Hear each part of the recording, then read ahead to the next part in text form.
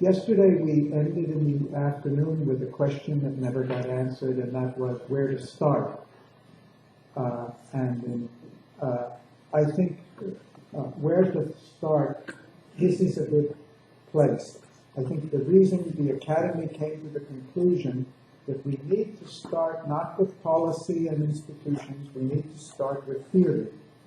And if we're starting with theory, we need to understand, as Earth and both have said, that any theory is based on a conceptual framework, it's based on a social construction, it's based on implicit assumptions and implicit values. And we need to be conscious, we need to make those much more conscious. And if there's a problem today in economics, as there is in all subjects, it is that this has been suppressed. This is not where we're discussing. This is not what we're learning. This is not what we're being made conscious of. So I think this is a central issue in being aware of what are the foundations of society, of the need for an integrated theory of society, and understanding what are the foundations of the existing social system. It's not a question of capitalism. It's not a question of market economy. It's a question of the society and the values that are being expressed through money, through markets, through corporate structures and systems. And as Borkman, who I mentioned yesterday, who is the Swede who was in partnership with Goldman Sachs and made millions of dollars. I didn't tell you the end of the story. When he really saw what was going on, he sold his bank and he set up a foundation in Sweden to really promote a change in view. And he's recently published a book on myth of the market, and his main theme was, this is the way the market is working is not the only way it can work. The way it's working is not the way the theory says. The way it's really working is determined by underlying currents of power in the society. And the same market system, the same theory, can work very differently. We can have a very different market. So nothing we're saying need to be construed that we're rejecting the wonderful creations and power that a market, empowering creativity of a market system. Second point I'd like to make is that what we're talking is nothing new. When we talk about evolutionary economics, my view, I use the term a little differently, but my view is we need to understand the present economic system in an evolutionary perspective. And it's not just an evolution of technology. It's not just an evolution from local to global. It's a social evolution. And what is that evolution? It's a very clear process over generations and millennium. We are moving from an extreme concentration of power to a distribution of power. And we are moving from power which traditionally was defined physically. Whoever is stronger, the rule of the jungle, the might is right, the military conqueror who Britain built a worldwide empire on the capacity to take it. And that was legitimate at one time.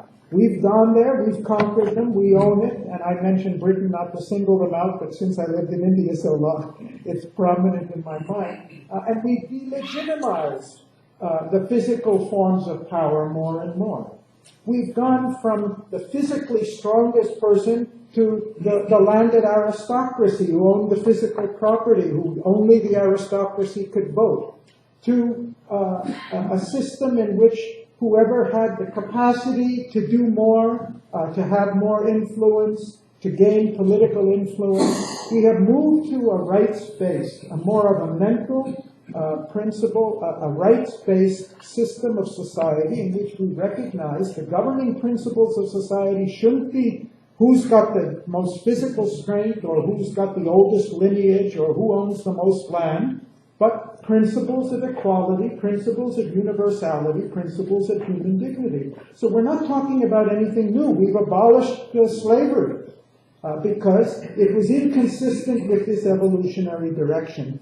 And therefore, an evolutionary economics should be seen in view of an evolutionary view of society, and I think the direction of that evolution is very clear. What's our problem today is that each movement in the evolution and the complexity of society not only spreads power as it has, the internet has distributed so much power, the mobile phone has distributed, democracy has distributed, but it's creating new forms of power.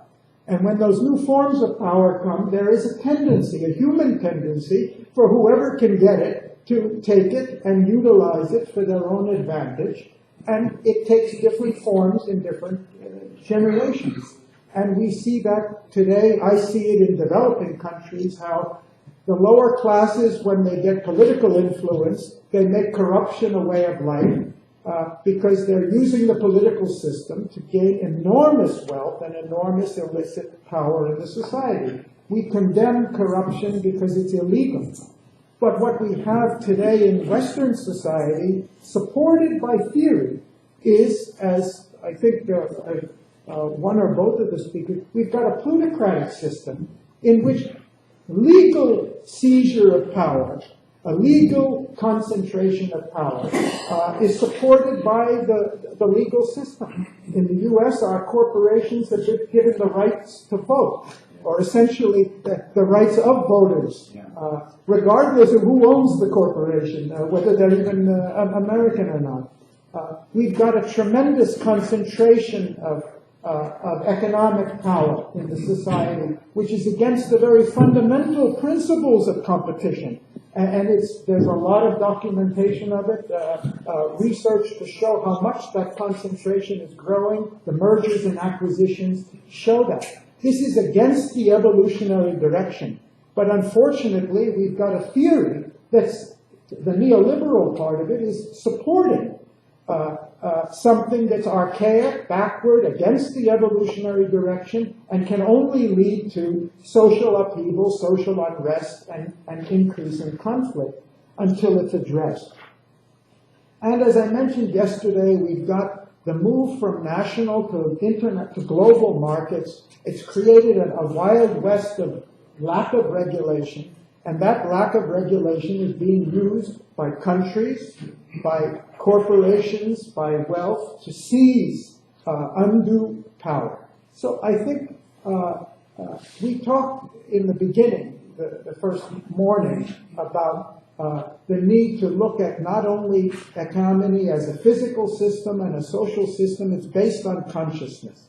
Our consciousness as human beings is evolving, and one of the clear directions of that is we're evolving from being physical and justifying things physically to recognizing there are mental principles or spiritual principles on which our existence should be based. We said our theory needs to be value-based, and Winston has made it very clear how central, how powerful is that notion that we need a value-based system of economy. We say it should be human-centered, and both of them have made it very clear. The benefit, it's not for wealth's sake. It's not production for production's sake. It is how much is this system really serving human beings.